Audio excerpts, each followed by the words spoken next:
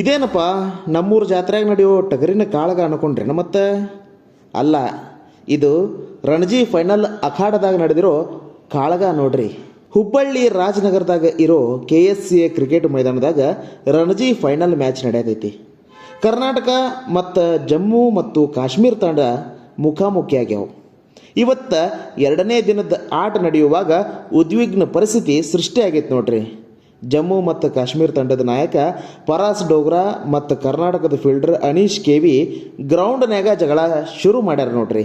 Ranji final ಮ್ಯಾಚ್ದಾಗ first ಇನ್ನಿಂಗ್ಸ್ನ 100ನೇ ಓವರ್ನ್ಯಾಗ ಏನಾತಂದ್ರೆ, ಕರ್ನಾಟಕದ ಪ್ರಸಿದ್ಧ Krishna Jammu Kashmir captain ಪರಾಸ್ ಡೋಗ್ರಾಗ ball ಹಾಕಿದರು.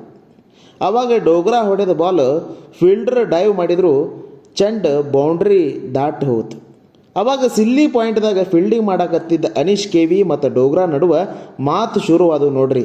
ಹಂಗೆ ಮಾತು ಬೆಳೆದು ವಿಕೋಪಕ್ಕೆ ತಿರುಗಿಬಿಟ್ಟವು. ಅಷ್ಟ ಮಾತು ಆಗಿದ್ರೆ ಮುಗಿತಿತ್ತ ಏನು, ಆದ್ರೆ ಡೋಗ್ರಾ ಹೋಗಿ ಅನೀಶ್ ತಲೆಗೆ ಡಿಕ್ಕಿ ಹೊಡೆದ್ಬಿಡ್ಬೇಕಾ?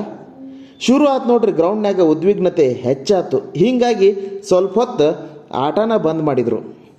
ಈ ಟೈಮ್ದಾಗ ಕರ್ನಾಟಕದ ಮಾಜಿ ಕ್ಯಾಪ್ಟನ್ ಮಯಾಂಕ್ ಅಗರ್ವಾಲ್ ಮಧ್ಯೆ ಬಂದವರ ಡೋಗ್ರಾ ಜೊತೆ ವಾಗ್ವಾದ ನಡೆಸಿ ಪರಿಸ್ಥಿತಿಯನ್ನು ಶಾಂತಗೊಳಿಸಕ ಪ್ರಯತ್ನ ಮಾಡಿದರು.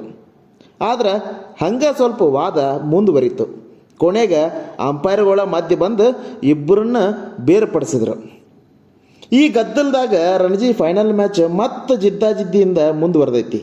ಎರಡೂ ತಂಡಗಳು ಕಪ್ ಗೆಲ್ಲಾಕ ಉತ್ಸಾಹದೊಳಗೆ ಫುಲ್ ಪೈಪೋಟಿ ನಡೆಸಾಕತ್ತಾವ. ರಣಜಿ ಫೈನಲ್ನಂತಹ ಮಹತ್ವದ ಪಂದ್ಯದಾಗ ಇಂಥ ಘಟನೆಗಳು ಕ್ರೀಡಾ ಆತ್ಮೀಯತೆಯ ಮೇಲೆ ಪ್ರಶ್ನೆ ಎಬ್ಬಿಸಿದ್ರು. ಆ ನಂತರ ಪರಿಸ್ಥಿತಿ ನಿಯಂತ್ರಣಕ್ಕೆ ಬಂದಿದ್ದಂತೂ ಭಾರಿ ಆಯ್ತು ನೋಡ್ರಿ.